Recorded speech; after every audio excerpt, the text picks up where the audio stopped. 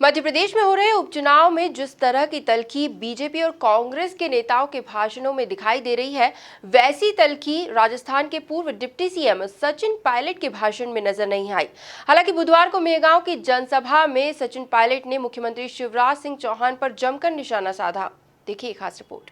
मेहगांव विधानसभा के गोरमी और गोहद विधानसभा में राजस्थान के पूर्व उप मुख्यमंत्री सचिन पायलट ने सीएम शिवराज सिंह चौहान पर जमकर हमला बोला।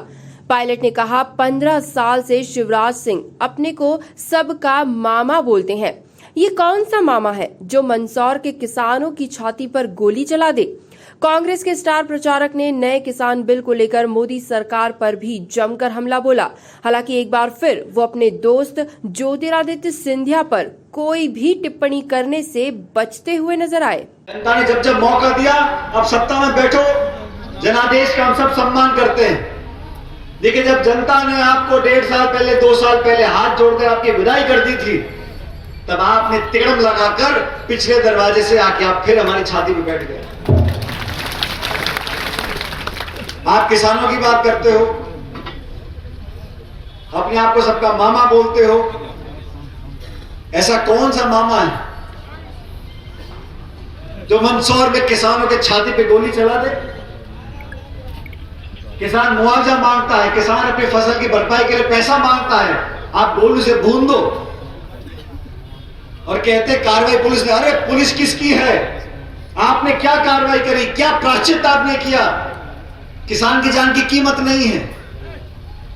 आप बात बात पर उपवास करते हो, धरने में बैठ जाते हो, आपकी नाक के नीचे आपके पुलिस गोलियों की छाती में छल्ले कर उनकी जान ले लेती है। क्या जवाब है आपके पास? भारतीय जनता पार्टी की सरकार ने कहा किसान के दाम दुगने कर देंगे, किसान की आमदनी दुगनी कर देंगे, सबके खातों में 15-15 लाख रुपए पहुंच जाएंगे। किसान की आमदनी दुगनी करने की बात करने वाली भारतीय जनता पार्टी एक नया कानून लेकर आई दिल्ली में। ये सब बंद करना चाहते हैं। मंडियों को, मजदूरों को, आड़तियों को, बड़े बड़े उद्योगपतियों का रास्ता खोलना चाहते हैं। जो छोटा किसान है, जो 2 बीघे में खेती करता है, वो क्या तो कमाता है और क्या बेचता है। जो तरफा मार उस पर पड़ रही है। लेकिन मुझे खेद के साथ कहना पड़ता है, दिल्ली की सरकार में बैठा कोई एक ऐसा नेता नहीं है जो किसान की बात कर सके, जो कह सके कि मेरे किसानों को मुआवजा दो, बीमा दो, फसल दो, बीज दो, खाद दो, बिजली दो। कोई कहने सुनने वाला नहीं है। वहीं कांग्रेस के स्टार प्रचारक आचार्य प्रमोद कृष्णम ने भाजपा प्रत्याशी ओपीएस भदौरिया पर निशाना साधते हुए कहा कि अरे बिकना ही था तो यहीं बिक जाता, इसके लिए बेंगलुरु क्यों गए? तो आप भी अपराधी कहलाए जाएंगे। ये फैसला आपको करना है।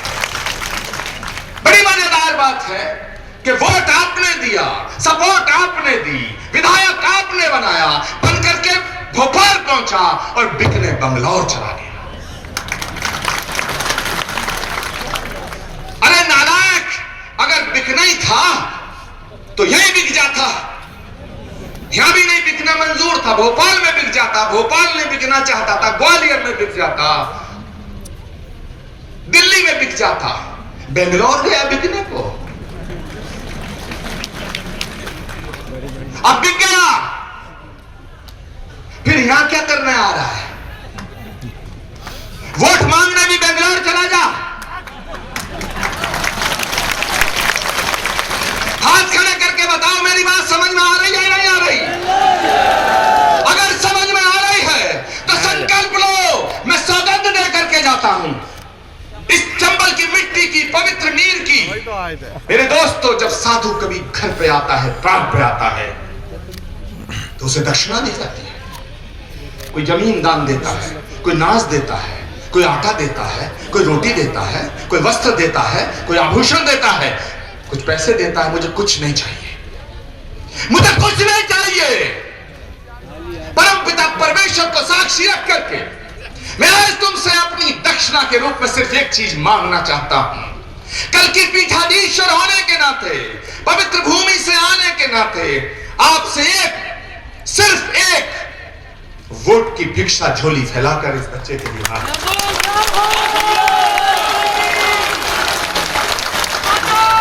खड़ा करके बताओ, मेरे इस संकल्प को शक्ति दोगे या नहीं दोगे?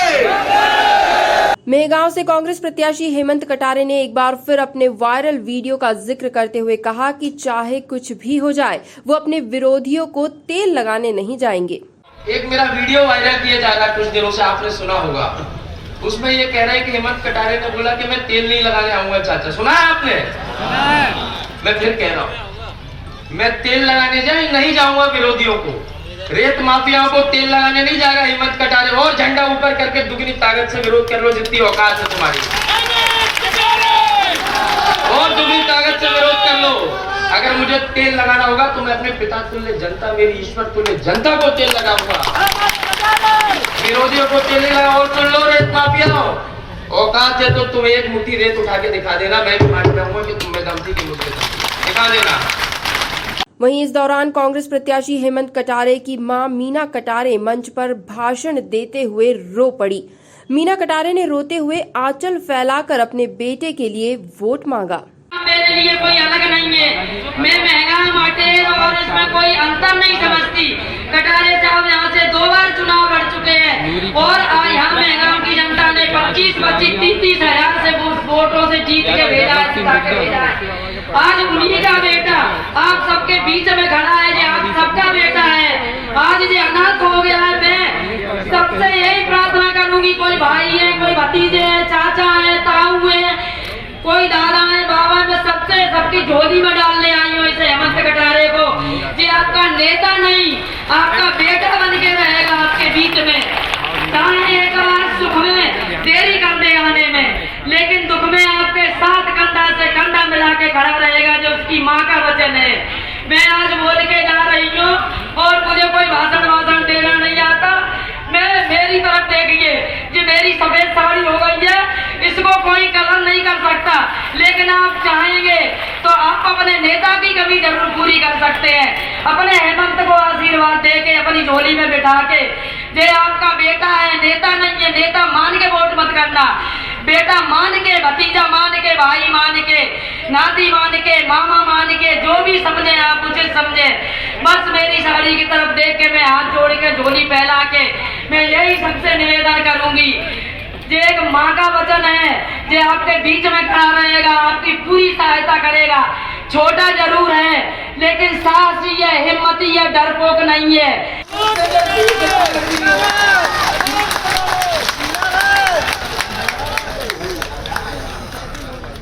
यहाँ बता दें कि मेहगांव में गुर्जर समाज 25,000 और गोहद में 26,000 वोट है, जिन पर सचिन पायलट का अच्छा प्रभाव है।